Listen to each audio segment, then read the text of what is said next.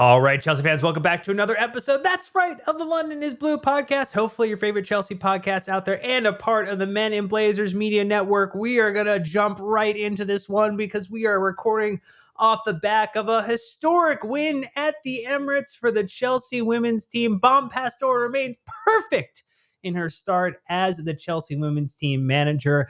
And boy, oh boy, we haven't been able to say it for the men's team very recently, Nick, but we have with the women's team because London is Blue. The pod name is exactly what the women's team is continuing to do. How are you feeling on the back of a pretty fantastic and monumental moment for the women's team at the Emirates Stadium? Almost 46,000 people in attendance. So great crowd size. Unfortunately, bad news for all those Gunners fans. Great news for us, though. Yeah, you guys know how much I love beating Arsenal in everything. Do you? I don't care if it's youth team. I don't care if it's women's team. I don't care if it's the men's first team. Beating Arsenal is sweet, sweet nectar. And we're drinking that nectar today, Dan, because Sonia Bom Pastor shithoused her way to a win. And, you know, if you've listened to the pod for any number of years, you know a good shithouse win is just something that I cherish particularly well. So, I think it's the first time in 5 years that we've beaten them away at the Emirates. I know we've had a couple of draws in there, but yeah, it's a tough place to play. It's a bigger pitch, right? It's a much bigger pitch than we're used to it at Kings Meadow. It's harder to, at times string the ball together effectively. And I think Chelsea went out and early in the season put a marker down for how difficult it's going to be to win this league if you are anyone but Chelsea or City. And, now Arsenal are faced with a mathematical disadvantage, to say the least. We'll get more into the math later on. Yeah, they might be wishing they had an electoral college to try to put themselves in a position to win this one. On the back of it here, the record at the Emirates so far for the Chelsea women's team before this match was 4 games played, 1 draw, 3 losses, 5 goals for, 11 conceded. So this does tip the scales a bit. We are still in the deficit on the full account of it. But in this one, Chelsea reigns supreme. And we are going to get into a lot of the match highlights. There's plenty of praise that we can hop on with Mayra and the way that she contributed in this game. We'll get through some of Bom Pastor's quotes and what she had there. We'll also talk a little bit about even how good this start has been, where are those areas to continue to improve upon, particularly as we head into a November that is going to, just like the men's team, be very difficult for this club to navigate. And we'll talk about, just that look ahead. But before we do that, Nick, we always have a wonderful 3-word match review to set the stage. And, there was 1-4 in here that I gave to Sam just because. But, in general, I think we had some good and humorous ways to describe this match, because we always like poking fun after the fact. Sam, not historically filled with brevity, loves words, is a wordsmith, if you will. But we'll give him a little bit of an extra boost here. When Heidi met Sandy, that's good. More about Jonas Ladoval's future here in a bit, which is going to be fun. Clip show with All About Winning. Rachel with Spooky Winning Blues. 'Tis the season. Herman Ojeda with Bumba Clot, and agreed. Janique, longtime friend of the pod, an OG, Resistant Under Pressure, which I like.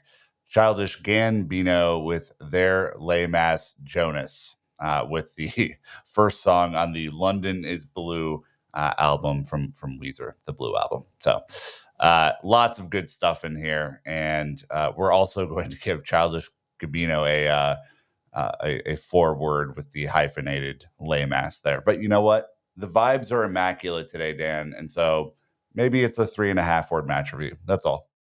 Look, it's on the average. We've done well here. I went with Bom Pastor's bright start, both to praise Sonia and then also to give a little nod to a wonderful performance from Millie Bright on the day. Just in general, some real great synergy between the players on the pitch and the manager in this one.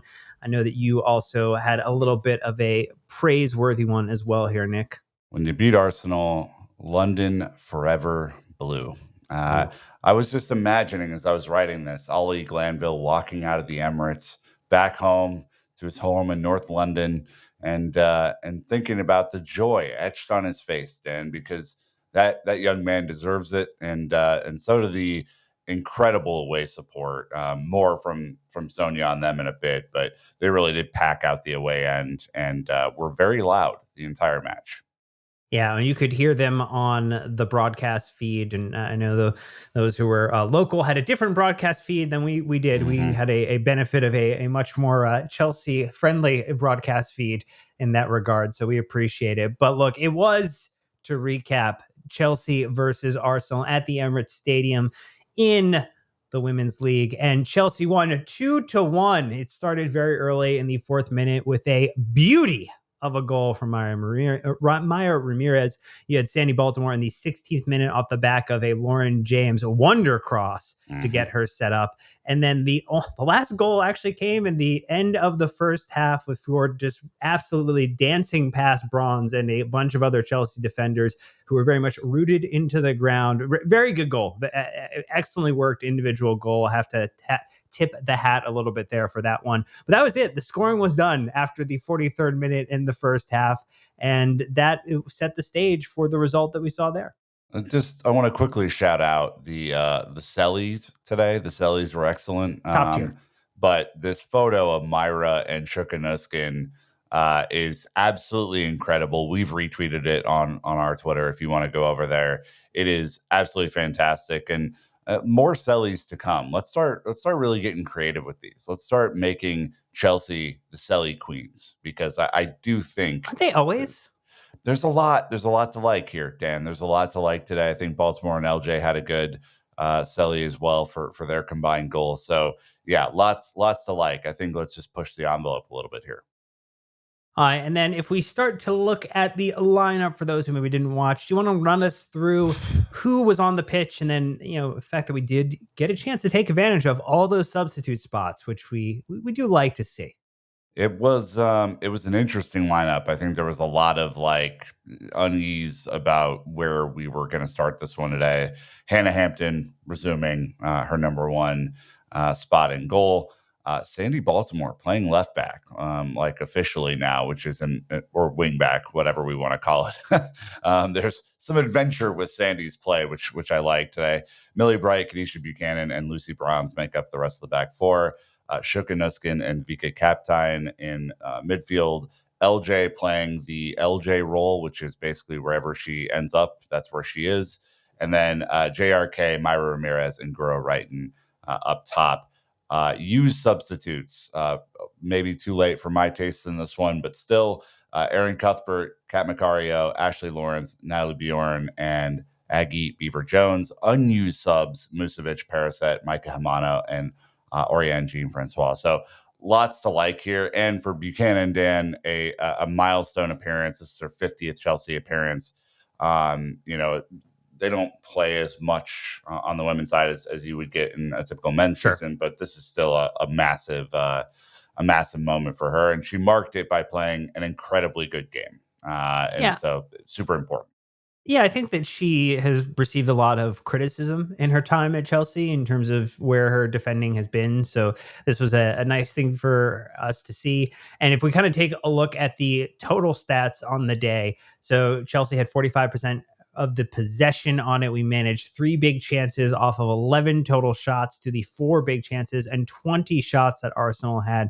A lot of those did come in the second half as they tried to pepper their way to an equalizer and just couldn't get it done. They had 4 goalkeeper saves to R2. They had 9 corners, 9 to R3. On the 9 fouls that we incurred, we had 3 yellow cards. On the 10 fouls that they had 2 yellow cards. Make it make sense.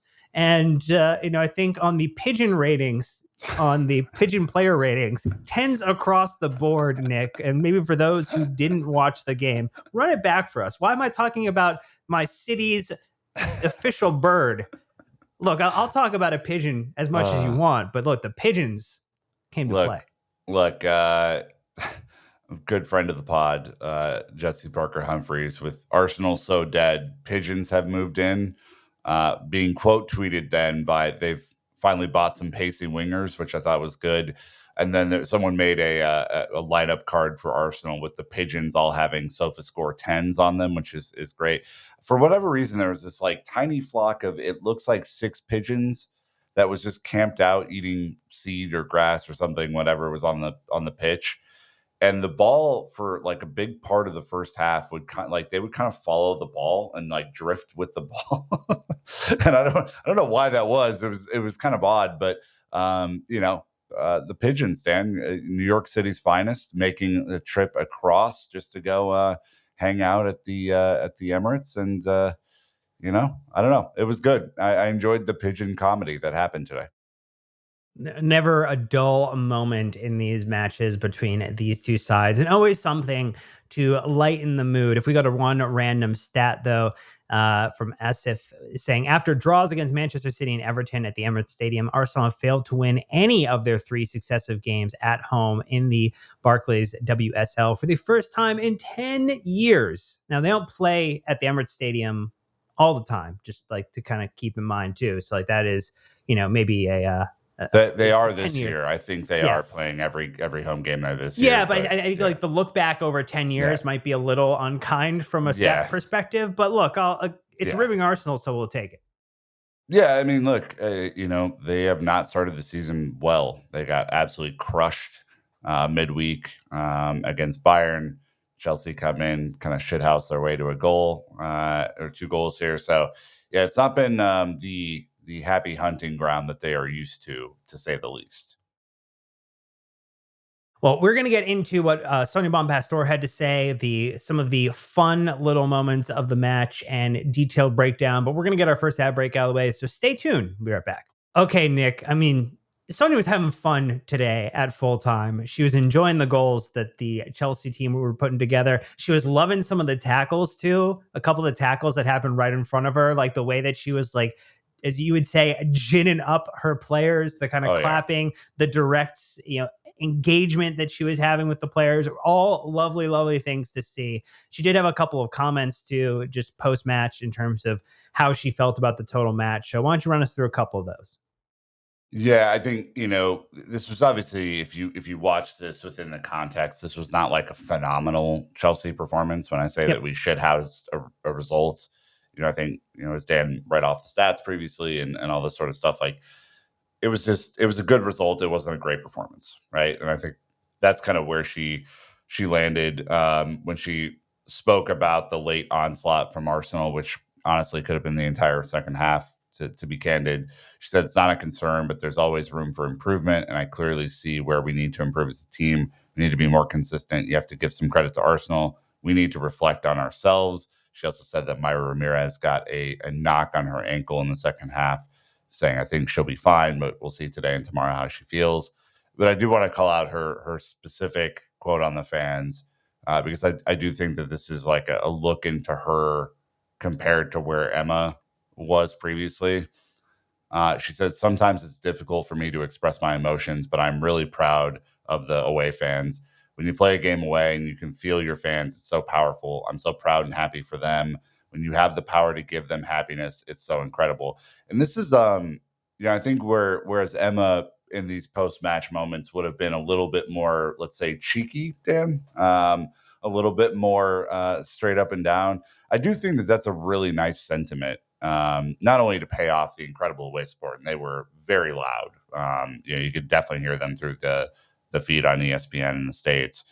I just think that's a really nice thing to say, because it can really gin up fans to continue to go to these tough away days. It's a really tough away day at City this season, a tough away day at United. These are big moments, and I really do hope that the fans continue to kind of give this team what they need, because there were times where Chelsea were definitely up against it today, and those fans are incredibly important as a part of the recipe to get the result. And so I was really happy to see that.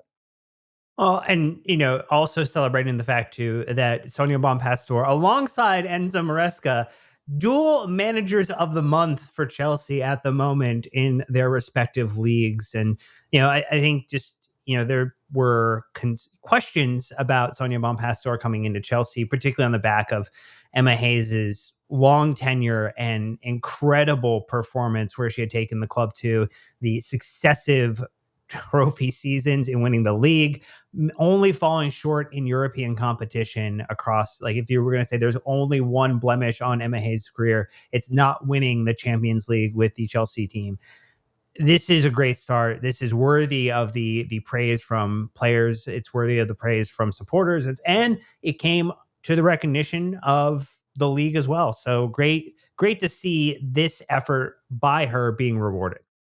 Yeah, it was also just like an incredibly cute video that they put out where they were kind of just having fun with each other, and it looked like a really, kind of a fun thing. And Enzo even gave her some props. He's like, I look like an idiot wearing this huge coat, and she's out here in basically like a long sleeve t-shirt, and look kind of cold and dreary in London that day, which is pretty standard fare for this time of year. So I also just loved her pre-match comments on this one, Dan. This was a very like, you could tell she has a little bit of edge to her with these pre-match comments, although she's a little, I think, more subtle in the way that she goes about it than perhaps Emma was. She said, being a manager, I know what it is to play in a derby. She says at the end of the promo video they put out for this one, we feel good, as I told you, it is time to go. And then did like a little smirk. And then she also said, I don't pay attention to Arsenal's context or their dynamic, to which everyone quote tweeted the the Mad Men, I don't think about you at all sort of thing. Like it was just an incredible kind of vibe heading into this one, Dan. And look, yeah, Emma even showed up today. Like Yeah. I think there was just a whole lot of good vibes. Yeah, I mean, and there's been plenty of praise both ways, from Emma to Sonia and Sonia to Emma. A very friendly relationship between the two. And as we mentioned earlier, I mean, you almost had 46,000 people in attendance to witness that. You had Sonia's quotes on, kind of talked about, the relationship with Emma. Said, we have a good relationship. She came because she has some players from the US. She's maybe happy with the win because she feels like a Chelsea fan. She has a new job, so maybe she has some advice for me. I don't think there's, maybe the advice is keep on doing what you're doing. Like, don't change what's working for you, because that was, it's going well. I mean, I think if you're talking about just some like other overall themes, I mean, we love to poke fun when the Premier League can't get their officiating right. And this would be another game where pretty obvious penalty type of situation, some really weird cards, some really weird fouls adjudicated. Also a couple of good ones too. Like like one or two, like, which was like an oddity, where it's like, you had the Arsenal supporters like calling for the handball when the ball hit Millie Bright's face. like just some really odd ones too that they did get right. But on the day, just a pretty, as our friend Ollie said, 11 versus 12 performance for Chelsea. And we persevered in spite of what you would say is on the bounce, very just wish-washy officiating. Yeah, I would just quickly say that the referees still just don't know how to referee Myra at all. She got kicked, pulled, tugged, like a bunch of stuff in this game. Was not given a foul. There was a clear pullback on her shirt on a breakaway, no yellow card. I get that she is bigger and more physical than a lot of defenders. Like Leah Williamson was having, Leah Williamson's a great defender in her own right. Leah Williamson was having a terrible time defending Myra, like really, really bad. And I think there was only like one or two fouls called on Myra the entire match. This is a big problem, because if she's allowed to be kicked consistently and fouled and pushed, we saw it against Manchester United last year, where they basically had free reign to do whatever the hell they wanted to her. She's going to get injured, and that is just not protecting the player at all. Like that is crazy to me that is still happening. And I think the other one that really stood out to me in this one is Aaron Cuthbert, known shithouse player who I love, pushes over, I forget which Arsenal player, is kind of late in the game, and the referee comes over and cards Sandy Baltimore. Mistaken identity was insane. I was like, what are we, how is it? We don't even have the assistant referee who's on that side going, no, it's over this one. This one's it. Like, there are some things in this game the innocuous challenges got free kicks, and the more physical, robust things were let go. And I just don't. It's a bad thing to watch. Like, and it stops the progress of the game, and it just makes. I don't know. To me, Dan, it makes everything much worse. Not to like continue to harp on this, but I think specifically today, the referee was not in great position all day either to make some of these calls. Like the game was moving pretty quick, and it looked like she was having trouble keeping up too. It's surprising too in the second half with how condensed and how much of the ball was actually played in Chelsea's defending phase of the game. So when you have that kind of more compressed pitch, you would feel that it would be a little bit easier to adjudicate because you'd be closer to the action. So just on the bounce, very concerning. Always a question. Let's talk about though some praise for Chelsea players, some things that went really really well because this is a day of celebration more than anything else. And I think we talked about it a little bit already, but the Mayra Ramirez goal was absolutely fantastic. The way that she placed herself into a fantastic position, a little overhead kick, never something that you're going to turn away from in terms of celebrating that in particular. On the day as a whole, she had a 7.6 in terms of a SOFA score rating here. She had the one shot on target with one goal, which is great. You had 88% accurate passes for her. She had 7 of her 11 ground duels won. As you mentioned earlier, there was one foul that she committed and was fouled twice in this match here too. But just really good at getting kind of, I think, all across the pitch, making it difficult for the Arsenal defenders. And I think drawing enough attention that allowed, those who wanted to play kind of forward up the wings to give them that space to really advance and play into. So I think, both what she does when she has the ball and then what the attention that she commands off the ball is something that's very critical within this Chelsea team. And I think we had a chance to see, really a full kind of, within that 63 minutes she was on the pitch, a full kind of performance of, what she does best when she's contributing to this Chelsea side. I mean, I know I wouldn't want to play against her when she's the happy warrior type, when she's smiling at you and running at you at full speed. I think your point about like what she does on and off the ball is incredibly important. She was the only outlet that we really had in this performance. And, I think subdued performances from the wingers and a midfield that was having trouble kind of getting its act together a little bit contributed to that. But her ability to pull 2 center backs away from any other attacking threat is the reason why you score the second goal, which is Lauren James doing a little freelancing on the right-hand side and crossing the ball to a completely open Sandy Baltimore as well. And it's because she is so dangerous. Mayra Ramirez is incredibly fast, incredibly physical, incredibly technically gifted, has a rocket shot, of course, and all these things. But more than any of that, she is someone that a center back cannot let out of their sight. And, we've seen this with great strikers in any league or in any competition that you want to reference. When a center back is not worried about a striker, it's a lot easier to defend as a team and account for everybody. And when they are really worried about strikers, if they have to double up, it just creates all sorts of room and all sorts of space for everybody else to contribute. And yeah, I mean, outside of getting kicked the hell out of, she had an incredible performance. And I was really hoping that'd be the case. We've seen her in big away days really show up, and this was an away day where we desperately needed her to be her best. I think, and then, kind of advance a few minutes into the future when Sandy Baltimore converts that chance. I think you mentioned earlier, maybe some question marks about her kind of advancing into and almost effectively locking down that left back role for Bom Pastor. I think, we love a defender who can score a goal. We love someone who comes up in attack and then also in defense. And so a little bit of Chelsea heritage in this one in particular. I don't know. The ghost of Marcus Alonso is so happy right now. There's just something, really tangible about this left wing back winger just getting into the box and scoring goals.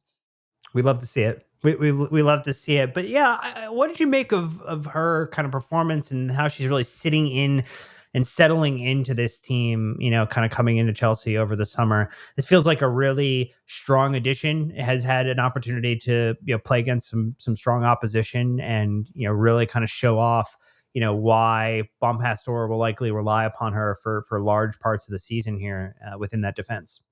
Yeah, I mean, obviously the left footedness is critical on that side. Neve Charles out, had surgery on her shoulder, which is just like the worst possible thing. And clearly, I think Bom Pastor wants to create overloads on the right hand side. Which with JRK and Lauren and this sort of stuff that we talked about after the Madrid match review on Thursday or on Wednesday, sorry. So Baltimore's been given a lot of space to freelance, and I thought she was excellent today. She's not a defender, right? She's not an out and out defender, and so I give her a little bit of slack when it comes to some of the more defensive positioning things that I think we're missing right now. But like what she gave us offensively is a person who can carry the ball through difficult matchups and circumstances. She obviously has an excellent pass on her. She created a bunch of space with some of her passes around Arsenal's width, and freed up Mayra and Guro to get forward. And I do think that she is gaining in confidence too. I mean, she's clearly so technically gifted. The ball at her feet, it's really hard to get off of her.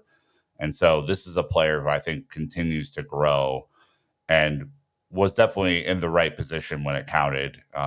Luckily for her, no one else thought of her in the offensive move, and Lauren put a wonderful ball on her forehead for an excellent headed goal. But it's big for her and her confidence. Like, this is a new team. She's looking to make an impact when I think one of our very best players in Neve Charles is not able to play at this point in the season. She has competition from Ashley Lawrence on the left-hand side, who's an excellent player in her own right.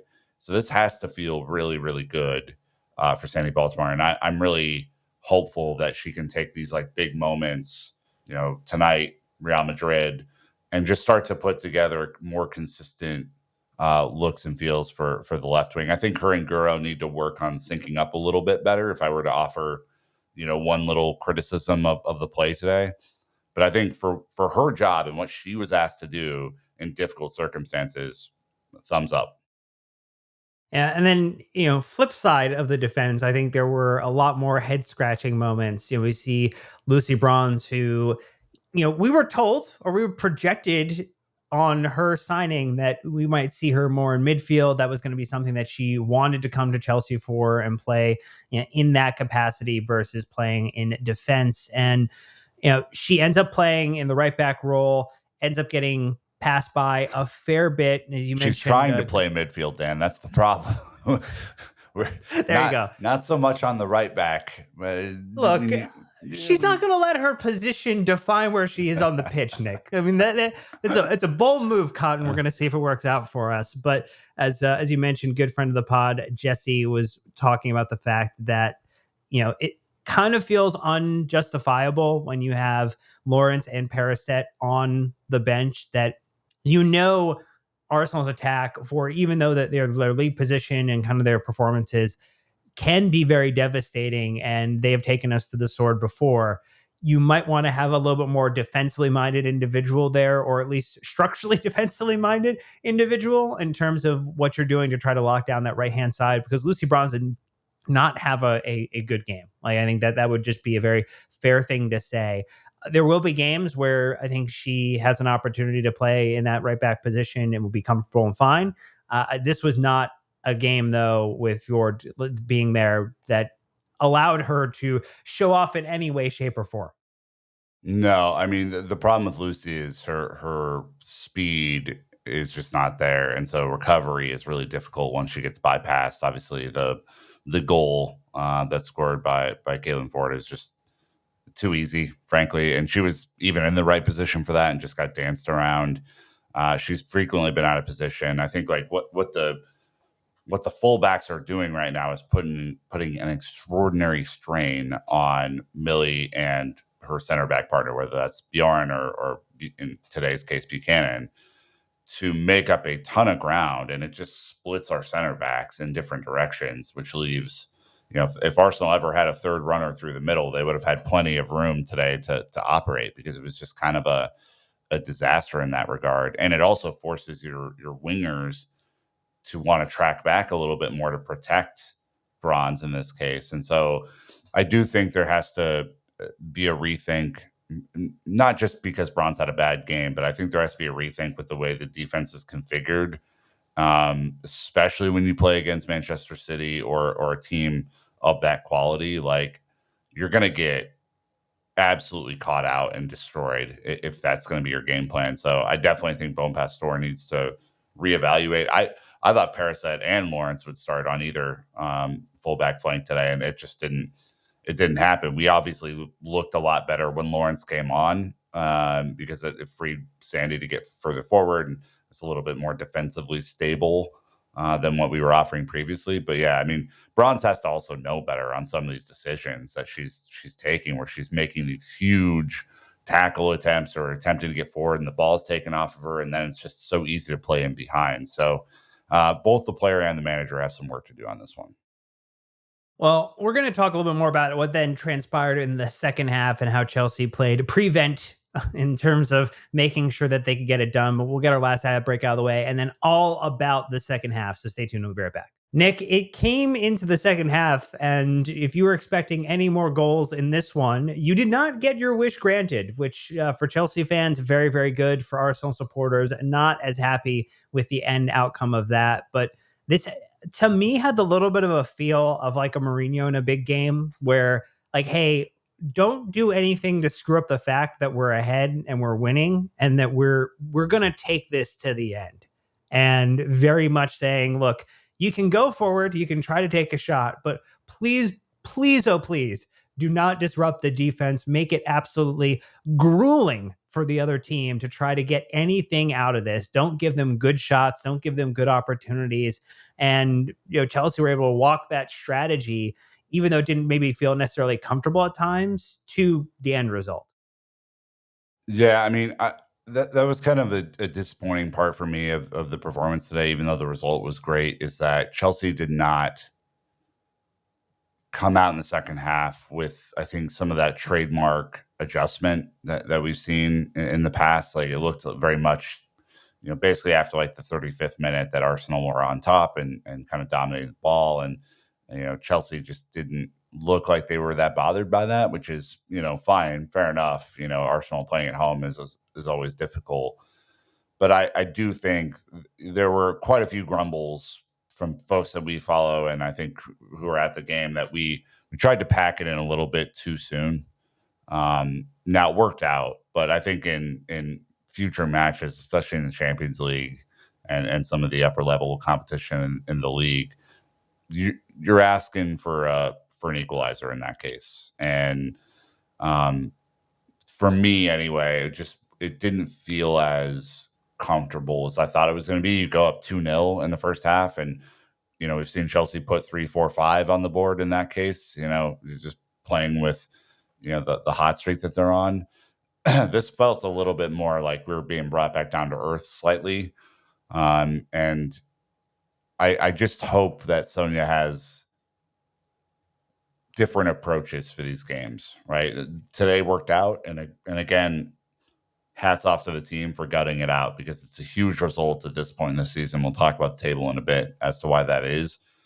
But I do think, you go back to the set pieces. All of Arsenal's set pieces were super dangerous today. We were lucky to not get scored on for 2 or 3 of those, especially the corners. There was a set piece where Blackstenius puts it off the bar in the 88th minute or something like that. That probably would be an equalizer on another day. So it wasn't super comfortable. Let's just put it that way. Yeah. So I think they're, again, perfect record to start. And the vibe is, I think, immaculate for this team at the moment. You have a lot of really exciting storylines in terms of players, how they're getting involved and contributing to this team. I think then there's also the hey, looking ahead or what's coming next is a pretty grueling run of fixtures for this Chelsea women's team. The November is not going to be kind from a fixture perspective for the men's or the women's team. So if you're expecting a bunch of easy results or some 6-0 or 7-0 victories in the second half of this kind of journey, or the second part of this journey, not probably happening anytime in the near future here. So I mean, I guess there are a couple things, if you're looking at what more do I want to see now from Yep. Sonia Bom Pastor? I think that is where maybe I would want to kind of take us next is, from this game, I think we saw things like, you mentioned earlier, kind of interesting lineup choices, particularly when like maybe natural players are available in position. So trying to figure out the rotation of this side, I think is going to be a really, really big thing. It's I think to draw the parallel for people who, watch the men's team, I mean, it feels like there very much could be, a team for European competitions or cup competitions. There could be a team almost for the league matches, and how Sonia Bom Pastor bounces those and gets people in and keeps them healthy, keeps them engaged, I think is going to be a really, really interesting and challenging problem for her to solve. And I think there's just some of the, and that kind of comes with like the gambles on the fullbacks, like who we trusting in those kind of positions. But what are the other areas that you're kind of thinking about, Nick, in terms of where you have questions, and what are those kind of big questions that you're looking for to see evidence over the next run of matches that Sonia Bom Pastor is addressing? Yeah, the midfield and the passing. I think if you're on Twitter, Yash, Odrio Odriolasite on Twitter. That's a mouthful right there. Put out a really interesting passing network graphic, and Chelsea are just not playing through the midfield at all. It's long balls up to the top or through the left, that are really kind of the hallmark of this team. The midfield was basically non-existent today. Even when Cuthbert came on, the passing was slow and sloppy. There wasn't a real chance to dominate possession in this game, which is, Bom Pastor's preferred style, is to have a ton of possession and, move the team up the field together and, have the ball. And with all the weapons that we have, you'd think, yeah, that makes a ton of sense to do it that way. It was a lot more scrappy and shithouse than I anticipated it being. And it really, on a big pitch like this, it makes it extra hard, right? Because if you never have the ball, you have to cover a ton of ground trying to get it back. And so that does cause issues. I thought the midfield was just woefully inaccurate today, on passing, and then just weren't involved when they did, try and win the ball off of Arsenal. Um, I want to see the passing dramatically improve. I think you mentioned the gambles with the fullbacks. Sandy's up near Guro in our passing graphic here, and so that leaves Millie, who's not an incredibly quick player at this point in her career, really hasn't ever been, if we're honest, with a ton of space in behind to cover off on. Bronze and Buchanan are a little bit closer together, but there is no link on the right hand side, at all for our passing. And so, all of that to be said, like there's a ton of work to do. Stuff Sab says, great follow on Twitter. Yeah. Not happy at all after the results today. I was like, Sab, come on, like it was still a good result. If you ever wanted to say that Nick was the most critical individual, you're absolutely wrong. This would be evidence of it. Though I think Sab has some phenomenal points if you want to go into deeper criticisms of, or critiques rather, of where this team needs to be to improve. The thing you mentioned about possession is super interesting to me, mainly because, so if you start the season, the win against Aston Villa, that was a 1-0 victory. We had 47% possession. Then you flip to the Crystal Palace match, 70% possession of the ball in a 7-0 victory. The game against Real Madrid, the 3-2 victory, we had 56% possession, and now this flips back to a 45. So to your point, the possession has not been consistent, and you would argue that in a game against a team like Aston Villa, we probably should have more of the ball. In a game like this, you probably expect more of like a 50-50. You do expect it to be more even the Real Madrid game, probably more of a 50-50. So it'll be interesting, with the matches against Tottenham, Everton, Liverpool in the league, and then a couple more matches in the Champions League group stage to come. You would expect a little more kind of standard possession, maybe pushing to that, like, can we get to 60% in a game? Can we Yeah. establish a standard? Because right now it has been a little back and forth, and that probably doesn't give this team the match to match stability that they're looking for to kind of build those patterns, build those relationships so that they can have a game plan that they go out with every time and feels a little bit more repeatable in the actions that they're taking versus I think some of the long balls, the passes down the wings, the avoidance of the midfield at the moment that we're running into. Yeah, I'm encouraged by the fact that the results is good. And again, this is a results based business, but I do think that there are some areas that we can tighten up. I think the ball progression Sab calls out is that a continuation of some issues that she had at Lyon, which is not great. Um, Again, Captain and Nuskin are young players who are getting their feet under them. Obviously, Nuskin has much more experience in the league at this point than Captain does, but some of the basics she wasn't seeing there. She said it's worrying that Cuthbert's off the pace physically. I think it makes sense that she's off the pace physically. Like, she's not at her best right now. She's not as fit. I'm hopeful that isn't because of a longer term injury or something like that. But she had the illness midweek, didn't play. I Yeah. think she'll work her way in and become the Erin Cuthbert that we know for sure. Um, but she does make the point here, and I think that this is interesting, that this double pivot numerically, because Lauren is all over the place, it's hard to find a numerical advantage. There is no just like sitting number 10 to help come get the ball. Sometimes it's the striker coming back. Sometimes it's Guro in a more central role coming back. And I don't think they found that numerical advantage to pass their midfield very often this season. And Sab is 100% right on that. Like, that is something they absolutely need to work on, because you can't just sit back and spray long balls all game. Like, that doesn't, one, I think, defeats the purpose of having this much talent in this team. And then two, it's just like not a sustainable model. You're basically, hitting these long balls and hoping for a breakaway or some sort of like easy counterattack goal, which really good teams don't let you do that much. Last point that she makes here is that Macario needs to start, and I'm moving that way in my head. Her thoughts, Sab's thoughts, are either for LJ, who she says is a liability out of possession, or Guro, who's a liability in possession. I'm not as harsh on either one of those performances, but Kat is such a good passer. There was one reverse ball she played into Aggie today that no one else on the field saw. And Aggie was just wide open and didn't convert. But I think Kat is an easy number 10 plug-in here that might help create the numerical advantage that you want. And that, to me, is something to look for. So, not to beat a dead horse on this, I think Sab is right, even if she's a little more harsh than I would have been. But this is a really, a critical learning period for Chelsea, where, we're going to have a lot of matches. We're going to have a lot of tough matches. How do you adapt and continue to improve? Because there are no off days here. That is true. So as we think about just maybe trend lines up, trend lines down in terms of performances, do you have one or two players that you're kind of feeling really good about and how they've started the season, and where their trajectory looks to kind of end the season if they were kind of continuing current form today, and maybe one or two players that you have a question about, and I think that the jury is maybe still out, or needs to resolve in some way, which could be player related, could be the way that we're playing positionally that individual too, because we are kind of playing some people in different roles at the moment.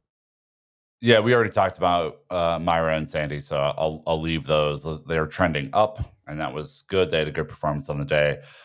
Buchanan and Bright both had excellent performances, I thought. They had a lot of different work to do. Buchanan covered off on some excellent challenges in the box. Millie headed everything out that she could in the entire game, made some critical blocks as well. So I think both of them are trending up. I think on the downside, Lucy has not had like an A-plus performance yet for us. I'm intrigued to see kind of how she's used moving forward and if she can kind of resume some of that form. Cap Time really struggled today, I thought. Didn't really get into the game, didn't provide an outlet. And then so far this season, JRK, you could argue, has been our player of the season through a few matches. Had a really off day. Couldn't get her touches right, couldn't get the passes right, didn't make the right runs at the right time. When she did make the right run, she wasn't found. So just kind of an off day for her. I don't think any of those are like, mission critical. We obviously you get the results and that's good, but those are just kind of the trending up, trending down. And then player of the match, like so we went on opposite sides of the pitch on this one. I went with Millie Bright because when you look at the defensive stats she put up today, I think it's hard to argue against. I'll let you argue with your plug here in a second. 8 clearances, 2 block shots, 2 interceptions, 2 tackles, 1 clearance off the line.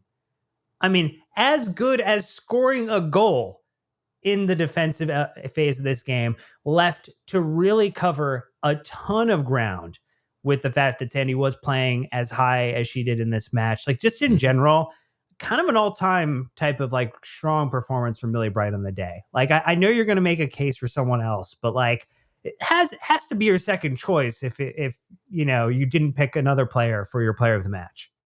Look, my dog M Dog is a wonderful player, and I think she is my favorite on the team for a reason. I don't think you can look away from Mayra though. I like, especially in moments where we weren't having a ton of the ball and we needed an outlet, and she provided that little bit of fear factor that I think the team needed to move forward. Obviously, scores the goal, but I think her work in and out of possession today was just like incredible, and that was despite getting kicked the hell out of for a lot of it. So I can't look away from Mayra today. I just like when you think back on this performance, you might think back on the defensive work that was done. I think back on what do we need to do to win these games, and you got to score goals. And she started the game off on such a good foot for Chelsea in the 4th minute. So Mayra is mine. Well, we'll look at the comments after the fact and figure out if the people agree with you or me in terms of who they thought player of the match was. But as we look at the table, it looks wonderful. It's a beautiful thing. It is glorious. Chelsea on top of the league. 3 matches played, 3 wins, no draws, no losses. Perfection. 10 goals for, 1 allowed, a +9 goal difference. And we know, as of last season, goal difference highly important potentially on the last day of the season in this league. So it is 3 perfect results. Man City sit behind us on 2 points, having played 3 as well. Brighton on 6 points with 3 played. Man United, 2 matches played on 6. Liverpool, 3 matches played with 5 points in 5th position. And Arsenal, who we've just played today, kind of in the danger zone. Like, this is absolutely, they've played the most matches so far, 4, and they are on 5 points. You would almost argue, could you make a case that they are out of the title race after 4 matches?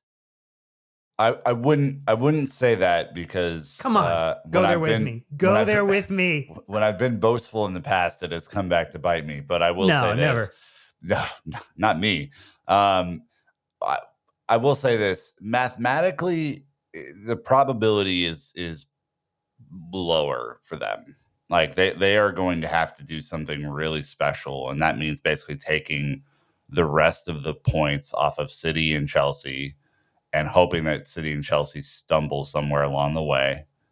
That is, historically, that hasn't been the case for them. Like they are usually the team that gets off to the fast start and then gets caught because they stumble somewhere along the way.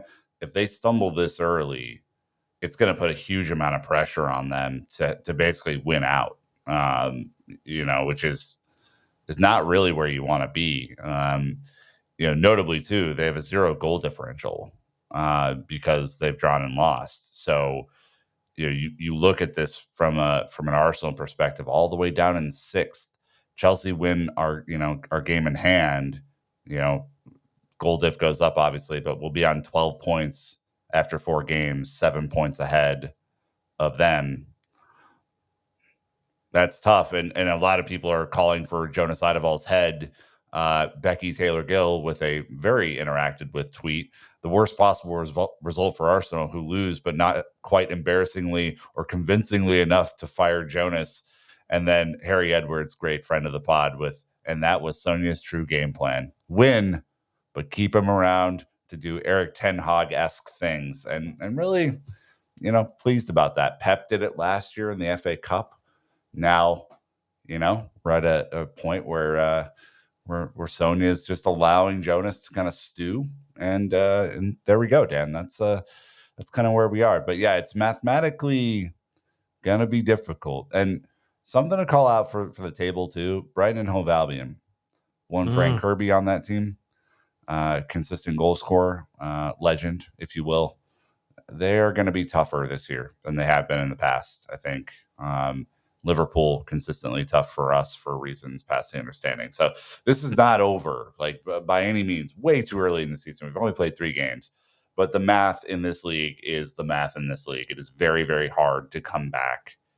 Chelsea are really the only team that have proven that they can do that. So we'll see. Yeah, it's a 12-team league, 22 matches across the entirety of the season. You mentioned the Brighton one. Very interesting because they have 6 points off of their first 3 fixtures. They had 19 points total in the entirety of last season. So they're currently 32% of their point total across Excellent 3 math, games. Dan. So very, very good return for them. And Arsenal are going to really struggle here. When you think about the fact that last season, it was 55 points that won the league in that regard, plus the goal difference. Arsenal finished with 50 points last season, and then we won it with 58 points the season prior. So you have to pick up maximum points as frequently as possible because you just don't have enough games in hand to be able to really kind of turn the table. With 4 matches played, 18% of the way through the season for Arsenal in that regard. So every game, the number of points that you have to obtain is going to be higher than what we have to obtain right now to maintain our form and lead, and then also distance ourselves from our rivals. But as we kind of look at the upcoming schedule, Nick, some spicy games, just like this one that Chelsea will have an opportunity to play, and should be an exciting run of fixtures. Yeah, there is an international break squeezed in there as well. So just something to kind of keep in mind for people too, that the men's and women's teams do have kind of these, back-to-back kind of international breaks. So, which does make it nice because we can focus our attention on the women's team solely at this moment. I don't have to do the fun bouncing act that happens sometimes on the weekend. Yeah, for sure. So Chelsea play FC Twente, the Vika Captain Derby, if you will, on Thursday at 2 p.m. my time in the central time zone of the U.S. And then Tottenham on Sunday, the late game as well at Kings Meadow. So there's a lot going on in the next 2 matches. And then Everton after the international break on November 3rd. But then you talked about it. It's Liverpool away November 10th, Celtic away November 13th, City at home on November 17th, and Celtic at home on November 20th. So November is going to be difficult. It's going to be a really, really difficult month. Chelsea definitely need to win Tottenham and Everton heading into Liverpool and City, and continue just to do what we do. Well, we will be back with more Chelsea women's content over the next couple of weeks as, again, you meant Twente and then also Tottenham. Big matches for this team that we'll be diving into. And then also plenty of other Chelsea content coming your way. There was a great Matt Law episode we did earlier this week, too, that you're going to want to dive into. We got Brandon coming back with Phil and team for a Chelsea youth update here in the very near future, too. But that's going to do it for this episode. So, thanks for listening. Thanks for supporting the podcast. If you're on YouTube, like, subscribe, comment. We always enjoy those. But until next time, Chelsea fans, you know what to do. Keep the blue flag flying high.